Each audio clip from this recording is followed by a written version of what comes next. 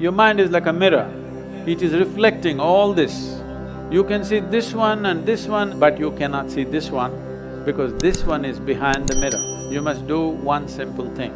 Within a few days, you will be on the other side of the mirror.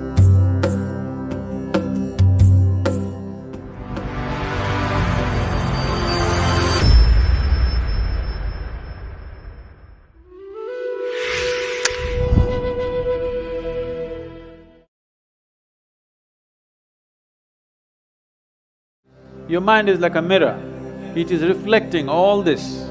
You can see this one, but you cannot see this one because this one is behind the mirror. You must do one simple thing.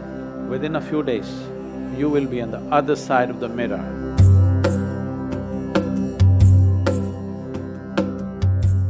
I would like to ask you if you could relate an experience of divinity within yourself. It's like this. The reason why it has not come into everybody's experience is because everybody believes something. The only thing that I have done with myself is, I have remained uneducated. Just the way I was when I was an infant, the same way I am in my mind. Nothing. In the sense, remaining uneducated is not easy. Because from the first day you're born, your parents, your teachers, every adult, pandit, mullah, priest, everybody is trying to teach you something that's not worked in their life. Yes. It's very simple to check whether it's worked in their life or not. Suppose you have a child in your house, 3, 4, 5 years of age. Between you and the child, who is more joyful? Who should be a consultant for life? Miserable ones or joyful ones? So, if you look at those people who are giving you all kinds of advices and teachings, first look at their face, don't listen to their words. If they are really blissed out, you must listen to them.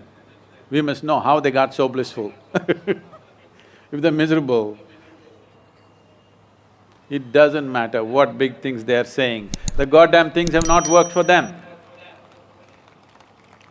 So the only thing I did with myself is remained uneducated. That means not getting identified with your parentage, with your family, with your religion, with your culture, with the philosophies floating around, with the politics, with stuff happening around you. You can be involved, but you're not identified.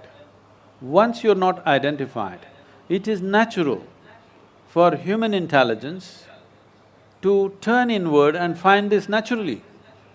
But because we have ready-made conclusions. We know where God is, of course. We know His name, we know His wife's name, we know how many children He has, we know His birthday, we know what He likes for His birthday. This is a serious problem. But you don't know a damn thing about yourself. As I already told you, the only and only thing that you can experience is this life is what happens within you. You cannot experience what happens here. You can only experience what happens here. If you see this, you know this only the way it's projected in your mind, isn't it? There is no other way to know it. But belief gives you an outlet from this. If you understand, if you don't believe anything, if you don't disbelieve anything, naturally every human being would have turned inward. Because they believe, they're looking heavenward. If you don't make these conclusions, the nature of human intelligence is, it will naturally understand the seat of your experiences within you.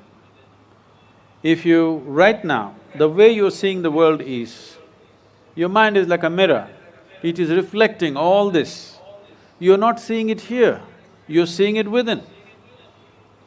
So this mirror is showing you everything, don't believe it is a plain mirror, many distortions, but still it is showing things.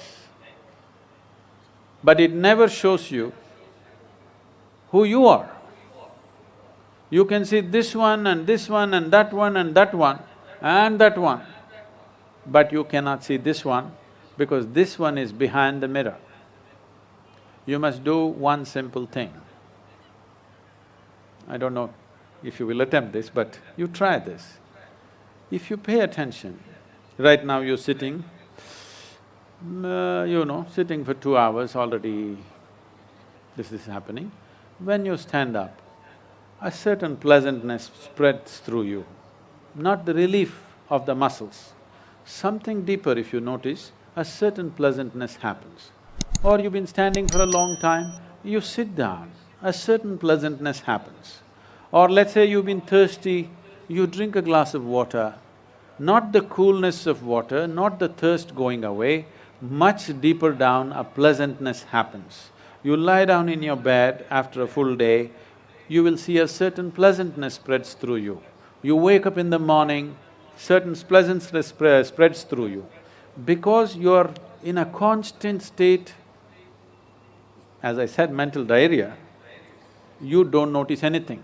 I'm saying pay little attention.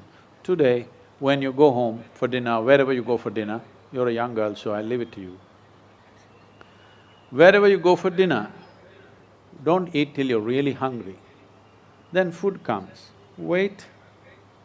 You really want to eat right now, just wait for 2 minutes, just look at the food, wait, then slowly eat.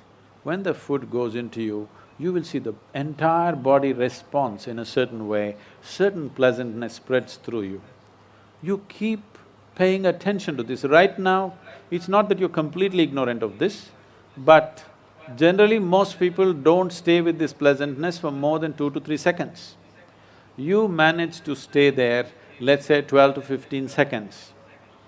Within a few days, you will be on the other side of the mirror and you will not ask me this question. You will know what it means to live with the divine. Right now, you're living on the wrong side of the mirror, seeing multiple images, a kaleidoscope happening, but you can never see yourself or the nature of your existence.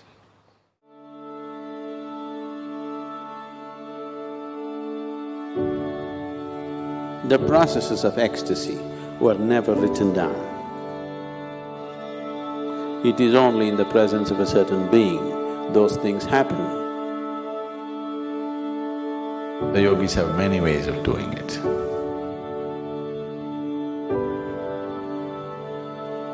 Certain nadis in the system, that if you activate them, you will be ecstatic.